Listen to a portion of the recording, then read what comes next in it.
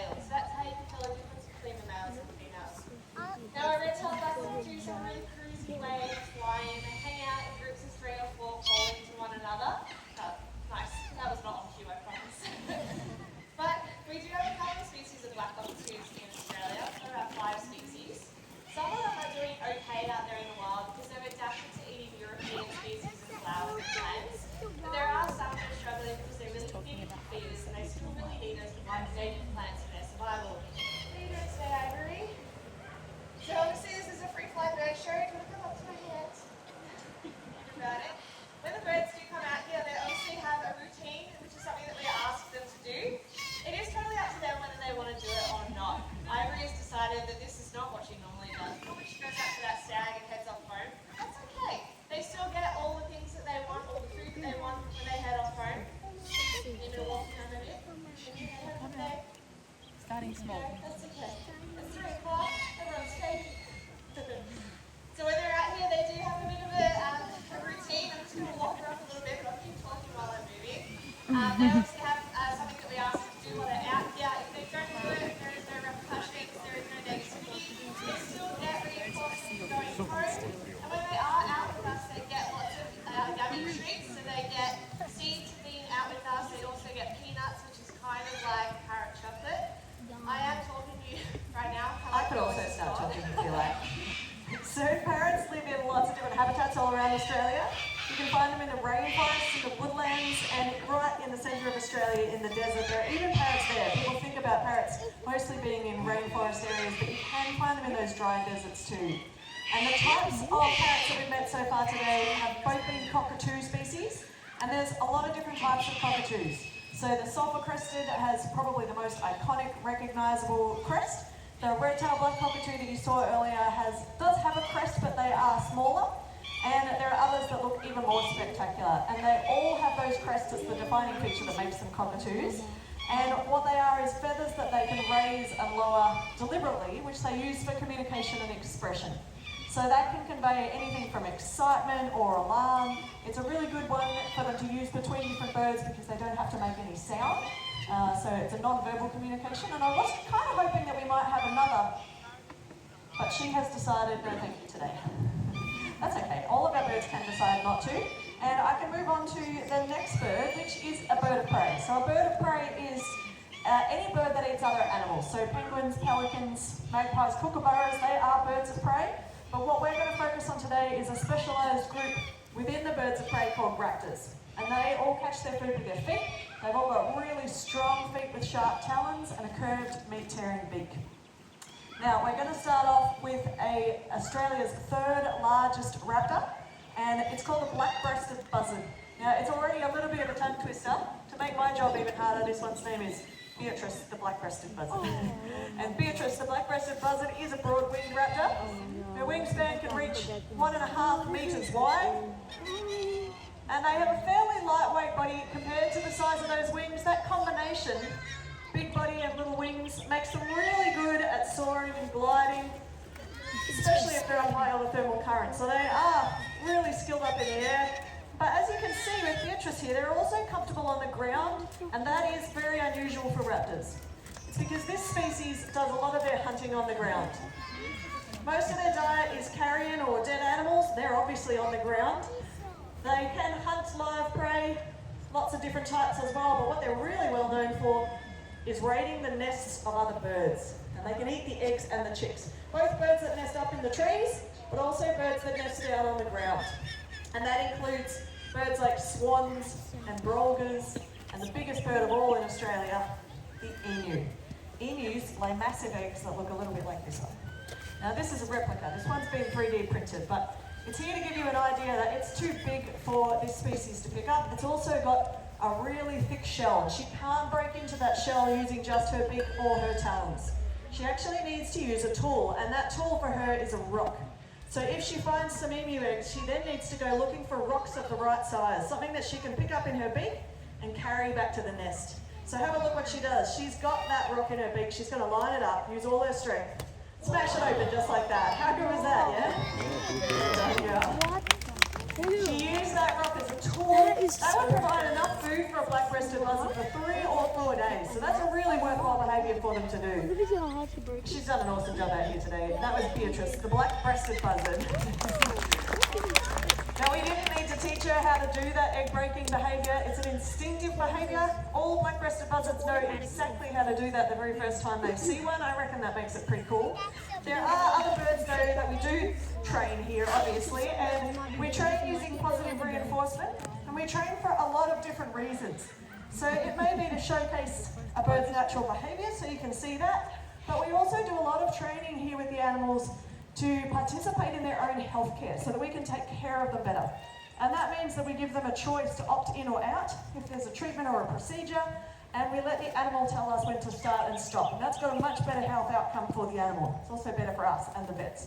So the bird that you're going to meet next was not suitable for release back into the wild. He came in with a broken wing. The vets treated his wing, but he had some ongoing health issues that needed some extra care here, and he's been a part of our family for a really long time. We're going to be meeting a long-billed corella, and this bird has been trained to present different parts of his body for a health checkup. This is our long-billed corella, whose name is Kevin.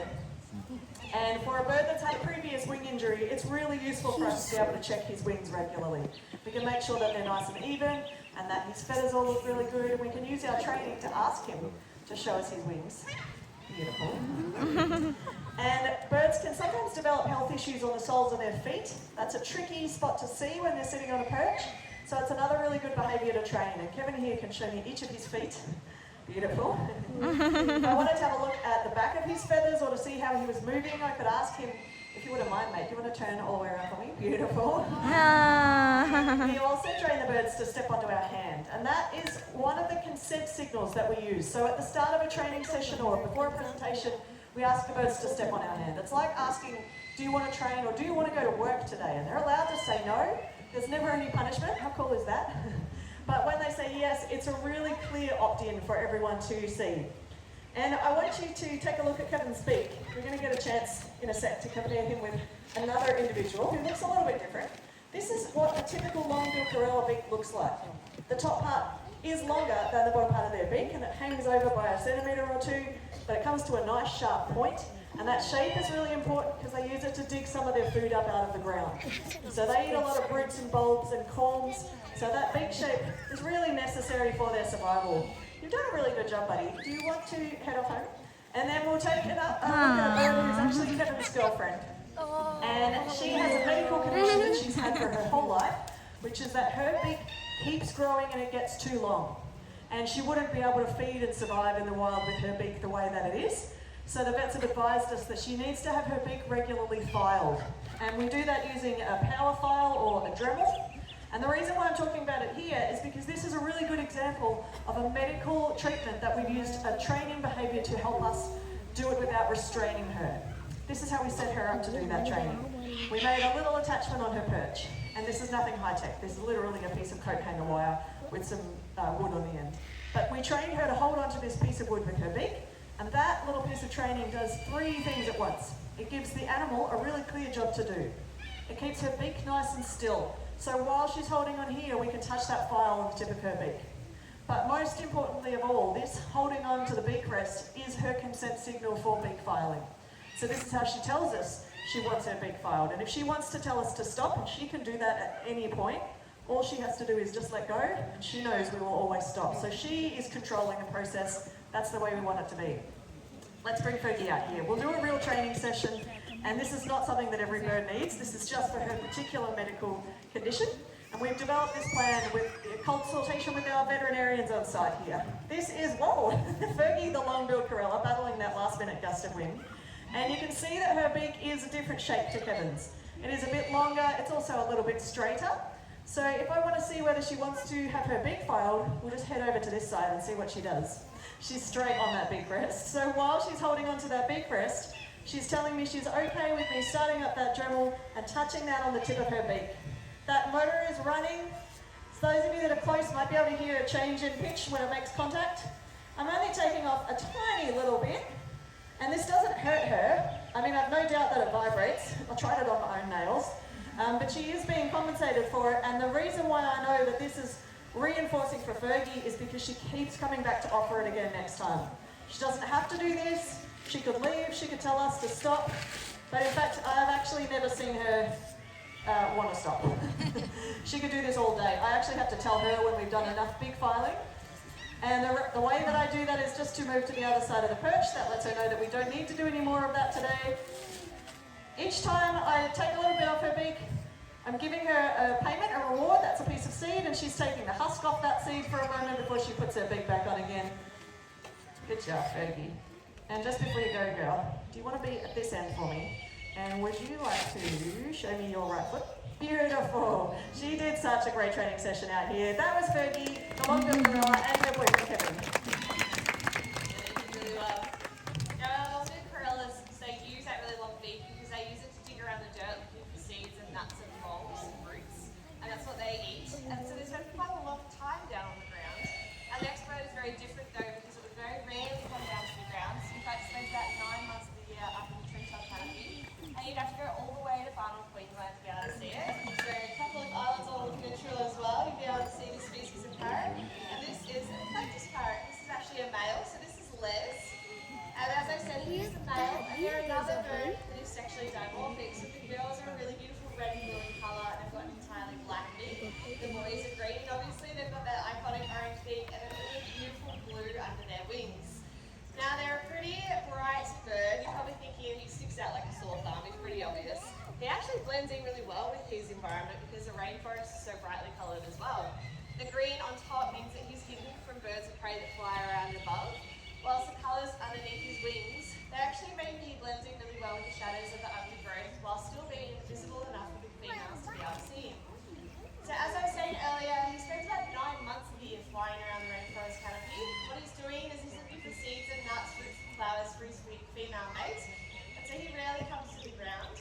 And she's really busy because for about 9 months of the year, she's in that nesting hollow in a tree, making it bigger and developing it, building up a nest in order to lay her eggs.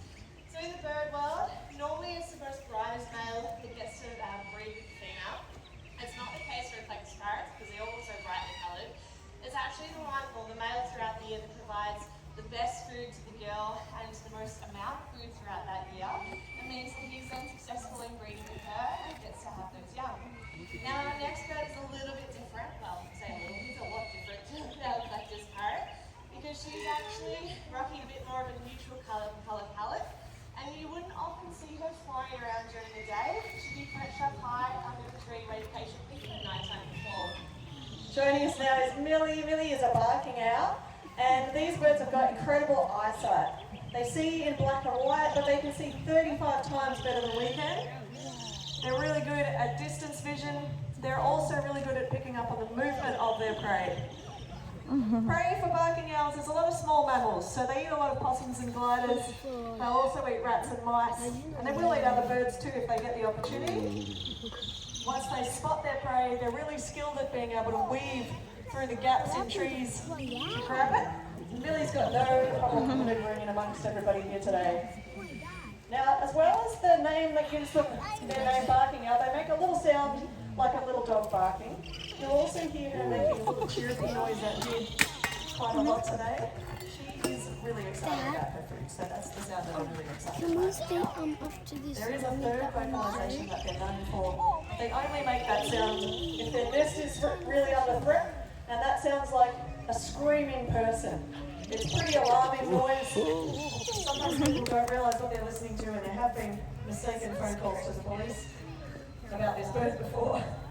Now, as well as having great eyesight, they've also got really good hearing. Owls' ears are asymmetrical, and in this species, it means that one of their ears is higher up than the other one. Look at And that, that so allows cool. them to tell whether a sound is coming from above, below, left or right. It allows them to triangulate in 3 dimensions exactly where their prey is, even if it's completely dark. You can't hear them beating their wings. Owls have got totally silent flight feathers. They're frayed at the edges so that it breaks up the wind and it allows them to sneak up on their prey. Now you'll see that she's always looking around her, and she can turn her neck, not quite the whole way around, but she can turn her neck 3/4 of the way around. That's a lot further than we can, and she's got twice as many bones in her neck as we do in order to do that. But what she doesn't do is she doesn't move her eyeballs. Those eyes are so massive, there's no space for the muscles to turn her eyes the way we can turn our eyes. So if she wants to look at something, her eyes are still, her body is still, but her neck does all the rotating instead. And you'll see that she throws her feet out in front of her when she lands, and that's the same whether she lands on her prey or whether she's landing on a branch or whether she's landing with us as well. Now these birds do still rely on tree hollows for survival. They are a threatened species in Victoria. There's only about 40 or 50 breeding pairs left, so it's really important that we look after their land so that they can continue to live here. She's done an awesome job today. Give it up for Millie, the barking owl. And if you were trying to duck out of her way when she flew overhead, don't stress too much about that, because actually the lower you duck, the lower she will fly. If this is the first time you visited, you might not realise it, but every presentation here is different. And you might see different birds each time. We give every bird the choice to decide whether they'd like to participate. We had another bird today that we had scheduled to show up, and when we opened the door they said, no thank you, that's exactly what I was talking about. We never guarantee any bird on any given day, but we really like putting the birds in control. Now there are a couple more raptors I'm hoping to introduce you to, but just before the next one comes out here, I just wanted to really quickly say thank you for visiting. Really, conservation work is what this place is all about. So your visit today means that we're able to breed and release lots of threatened species like Tassie devils, leadbeater's possums, some of the world's most endangered birds, orange-bellied parrots, helmeted honeyeaters, and we couldn't do any of that work without you. I particularly wanted to acknowledge our members, and I can see you out there with your lanyards on, and I hope that you are enjoying your visit today. So this is, thank you. That's Callista, that's the mate of Quasi who you saw at the very beginning. And then we've got Pinjari, the red-tailed black cockatoo, making a little bit of an encore. Callista, have you seen something exciting back there? No, he's fine, he's good. All right, he's taken himself up nice and high. So we'll just give him a moment because our next bird is a bird of prey. And even though we fly parrots together at the same time, we don't fly parrots and birds of prey together at the same time. Yeah. You can probably guess why. We don't want to have a circle of life show. We want to keep all of our birds nice and safe, and Callista's chosen to go up there, and I think I know why he's gone up there. That is a wattle tree, and the wattle seed pods are ready to eat right now. And Callista has figured out that just before he goes home and gets his favourite treat, he can just stop off and get a few wattle seeds for the road. So I'm just going to give him a moment because we can't go on with another bird while he is out there. So he's really just going to take the stage. I don't know how many of you can see his little white body up there getting those wattle seeds. There were some other birds who enjoyed those yesterday. We actually were joined mid-presentation by a wild flock of yellow-tailed black cockatoos, which is a different species to the red-tailed black cockatoos that you saw, and it was super cool. They flew right through the arena, landed on that telegraph pole, ate some of the wattle seeds up there in the tree.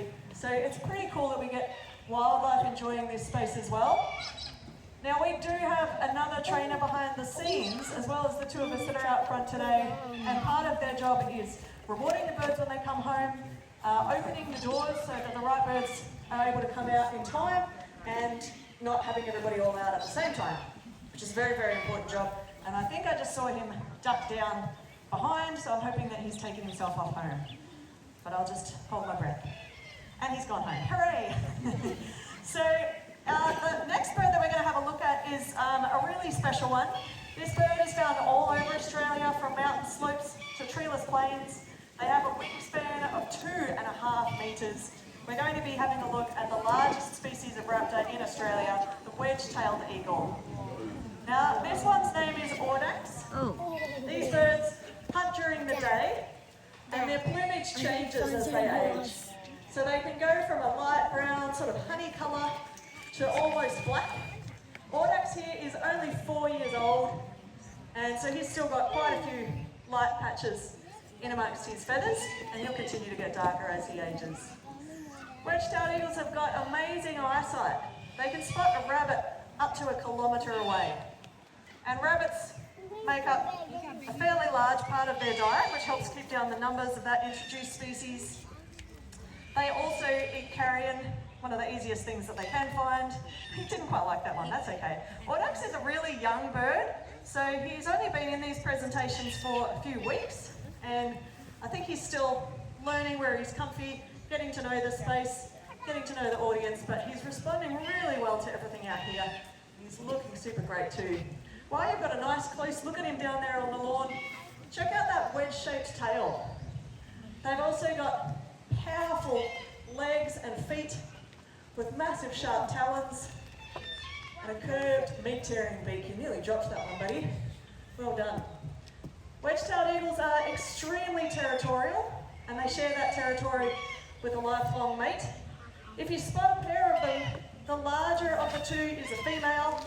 They're up to a third larger than the males, so they can get up to 5 kilos in weight. That doesn't seem like very much if you were thinking about a mammal of a similar size, but this is an animal that needs to fly, so they're not as heavy as you might imagine. And we're lucky enough that we do have wild populations of wedge-tailed eagles that also share this space. We do sometimes see them in the sky above us. Nice, buddy, well done. So it's worth keeping your eye out. When you're walking around the sanctuary, you might be lucky enough to spot a wild wedge-tailed eagle as well. Now, Audax here, he's only been in presentations for a few weeks, but he has been in training behind the scenes for 3 years. Beautiful, buddy. Now, from there, mate, I'm going to see if you can come down here. It's a tricky one. Flying down is not always the easiest thing for a bird to do. That door can open up, beautiful. Most important part of all of his training is going home. Give it up for Audax, the wedge-tailed eagle. He did an amazing job. I'm so proud of him. We do have one more raptor for you today to have a look at. I'll just make sure I get all the little pieces that he might have missed. And this next bird is a generalist feeder. So the birds of prey that you've met so far today are specialist feeders. That means they'll eat, generalist feeders, I should say. They eat anything that they can find, any kind of animal at all. But this final bird has a diet that consists almost entirely of fish. So they're found around the oceans and the lakes and the rivers in many different parts of the world. You can find them in Australia too, but probably not in Victoria. They're a little bit more common around the coastlines further north. We're going to be having a look at a large grey raptor. This is an osprey. His name is Albie. And these birds have got a number of adaptations to make them really good at catching fish. They don't just catch those fish near the surface of the water with their feet. They're actually able to dive and completely submerge themselves for up to 1 metre below the surface of the water. And that's a really complicated manoeuvre that they're doing because they're first assessing the depth and the location of the fish. Then they go into a dive, throw their feet in front of them and fold their wings back behind them, close their eyes. They hopefully locate that fish in the water, and then they pull themselves back up to the surface of the water using their wings and launch themselves back out of the water with that fish in their feet.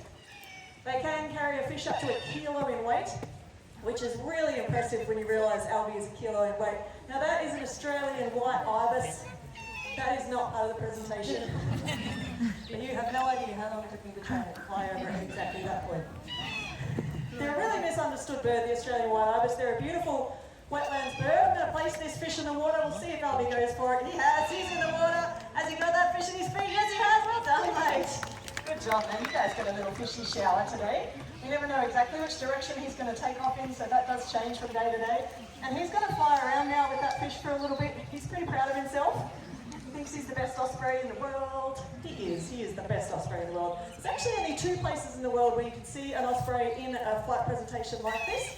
That's because most of them will only eat live fish. We don't feed out live animals, but we have a weirdo who's happy to eat dead fish. So that works for everybody. And he's shaking the majority of the water off his back there. They also have a waterproof land so that they don't get completely waterlogged when they're underneath the surface of the water. And once they've got a fish in their grasp, they've got a locking mechanism in the bones of their feet, so it clamps down over that fish so that no matter how much it wriggles, it's not going to get away. Now he's going to sit there or wherever he chooses to and slowly eat that fish. That could take him anywhere up to 20 minutes. So even though we never guarantee any bird on any given day, when we do hope to fly Albie, we do always schedule him as the final bird in the show, and that is because he has a little bit of a loose sense of time. So he might come back home in 2 minutes, he might come back home in 4 hours. He is allowed to take all the time he wants, and he gets really good exercise out here. We're really happy for our birds to be birds, but as you're walking around the sanctuary today, you may see an osprey with a fish. That would be Albie. So we really hope you enjoy being able able to meet Algie and all of the other spirits of the sky today. Thank you so much for being here today. We hope you have a wonderful afternoon. Thank you.